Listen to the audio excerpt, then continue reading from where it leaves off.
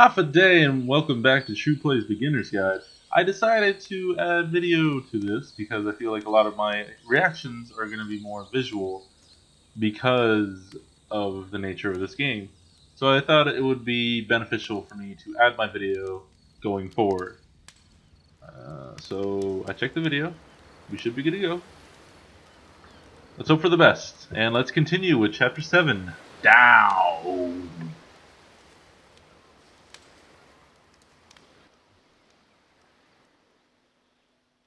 The Great and Lovely Descent. Alright.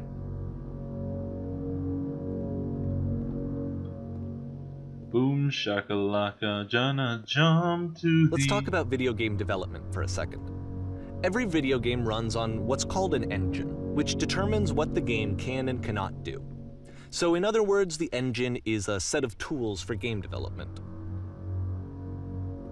Yep, sure is. To make all of these games, Coda is using an engine called Source. Oh. Like all engines, Source has certain things that it does well, and it has certain things that it does poorly. One of the things that it does very well is boxy linear corridors. That's why so many of Coda's games are set in these large, flat, empty rooms, is just because he's working with what the engine does well. The tools available to the creator shape what kinds of oh god, I'm moving too fast. Okay, we're good. You might consider paying attention to the architecture in Coda's games to notice how they seem to stem from an engine that's very good at producing linear, boxy corridors. This is not a linear, boxy corridor. Is that the point? I thought this felt kind of Portal-ish. I don't remember if Stanley Parable gave me that vibe. It's a game I would definitely recommend you try out. Something I wouldn't play for my channel just because I've already played through Stanley's Parable. Let's get down this way. Am I just going down, down, down? I fell! Alright.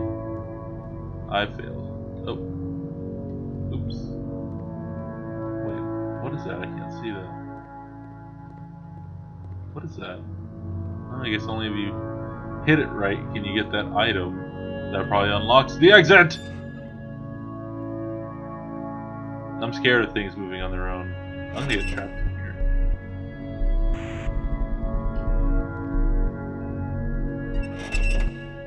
Okay. Oh, whoa. This is trippy. Oh, alright. Wait, what? This prison, funny enough, in Coda's original design, the doors stayed shut for a full hour before letting you go. If you don't mind, I think we're gonna skip that. Oh, I think my channel This is something that he and I used to argue about a lot. You know, whether a game ought to actually be playable, whether it means anything if no one can get through it. And I would always defend that, you know, all this work goes into the game, why not make it playable and accessible? And so we just got into heated arguments over it, and there was one time that after one of these conversations, he went home, and a day or two later, he sent me a zip file entitled Playable Games that was full of hundreds of individual games, each of which was just an empty box that you walked around in and nothing else. Believe me, I played every single one of those just to find out if there was like a gag hidden somewhere. There wasn't. Well, we could play through those 100 games with only a box. Whew. Alright, what do we got down here? Oh, these things, I keep seeing these things. It's the puzzle again, with the exact same solution as the last time.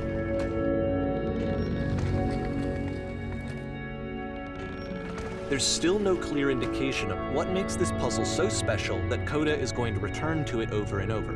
But I promise I'll share with you my interpretation very shortly. Okay, sounds good to me. Ooh, too far from the mic.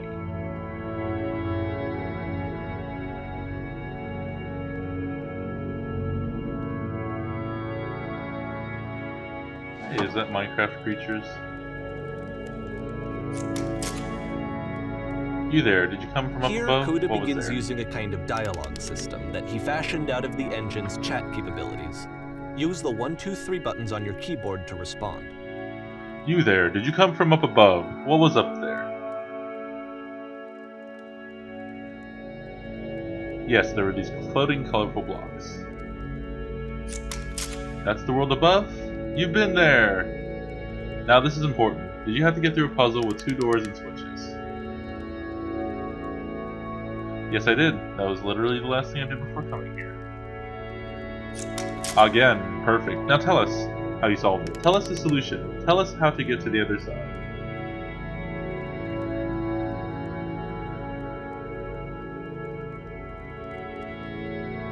This is interesting.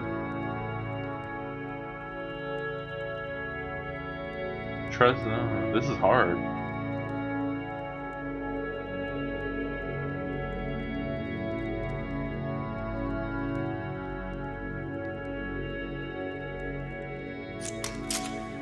I don't remember how I solved it. I'm trying to remember, but I can't. You must think harder, please. Try hard to remember. It is so important that we get out of here. We must escape this prison. Can you think harder? There must be something more. Please tell us how to reach the end. Okay, I'm out. I'm dipping out. I'm back. Hello, how did you get here? Was there a puzzle you had to pass through? No, I've been right here this entire time. I suggest you go and see the puzzle sometime. It's not meant to be solved, but you can sit in the blank space in the middle. What happens if I solve it? Not sure, but if you have any suspicion, what you find that won't be worth it what it takes to get there. You'll have another chance to solve it soon. Okay? There's a blank space in the middle? Was that what he said? And so we make one last descent down to the final floor of the level.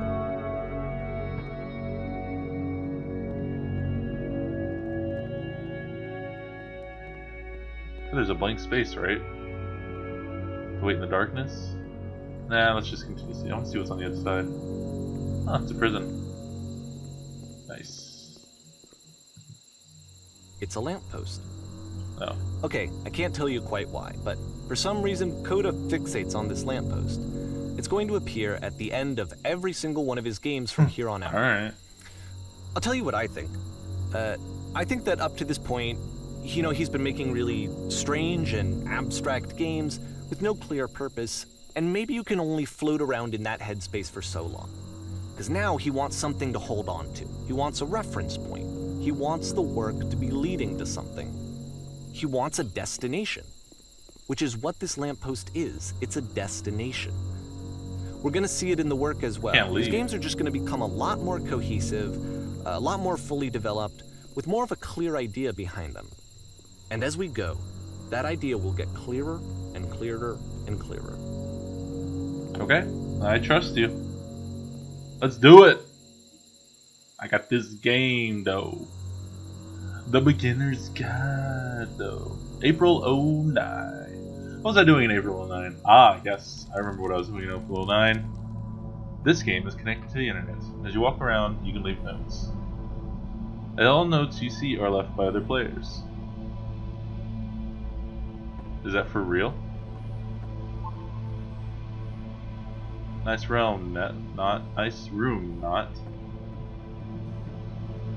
So first off, I'm sure you can deduce this, but this game is not connected to the internet. All of the notes that you're going to see have been written by Coda. Alright. This was actually the first game of his that I ever played. This was shortly after I met him at a weekend game jam in Sacramento, where I grew up. I saw him working on this very level, and it was just so different from anything that anyone else was doing. So right away I was like, I have to be friends with this person.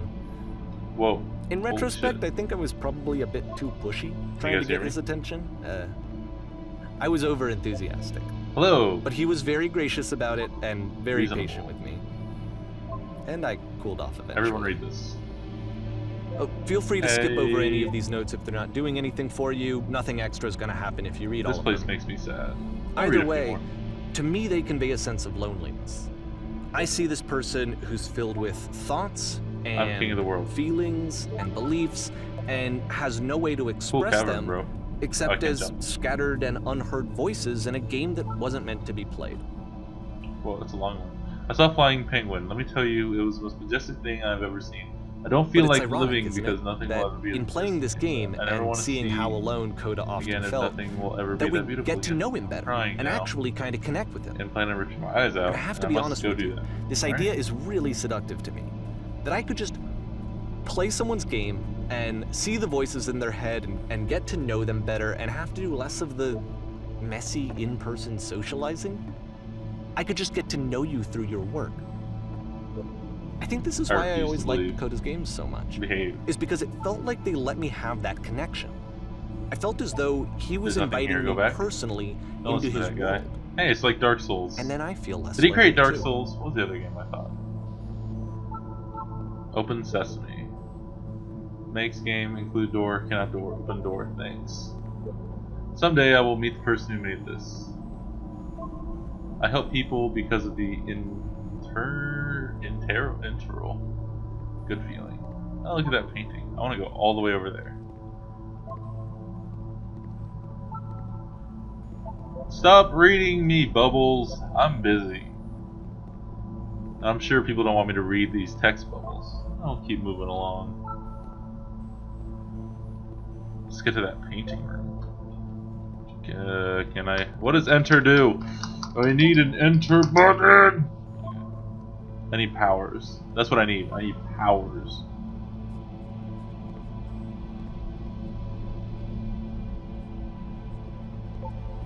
Stop faking it. Whoa, why did it get dark? Wait, did it always get dark when I looked at the bubbles? You look interesting. Let's talk to you. From up here, it just looks like dots. Yeah, I'm sure. Why is this one in the ground? He was himself the most horrible creature he could imagine. Let's keep moving. Go read this one. I beat the game. Nice. Congrats, dude. This is Dark Souls. This guy created At the Dark end of this Souls. level, we're going to see the puzzle again. And here, I'll tell you what I think the puzzle means. Each of these games represents an idea that was on Coda's mind at the time that he was making it. And the puzzle is a way of closing the door on a previous chapter of his life before moving on to the next one. Makes sense.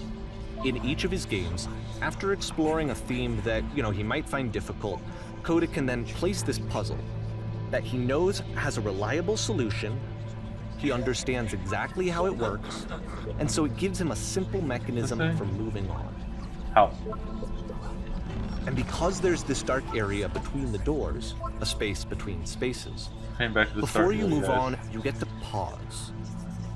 Just for a moment, a few seconds to reflect on and let go of the events that led you here.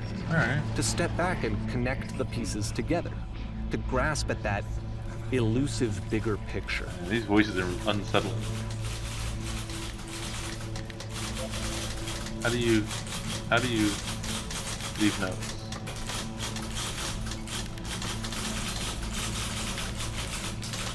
The typewriters. Oh, that was a scary noise. Are you there? Please say something. It can be anything. I just need you to say something. Talk to me, please. Why are you having so much difficulty talking? Speak, speak, speak, speak, speak, speak. That's a lot of speaks. Speak times X.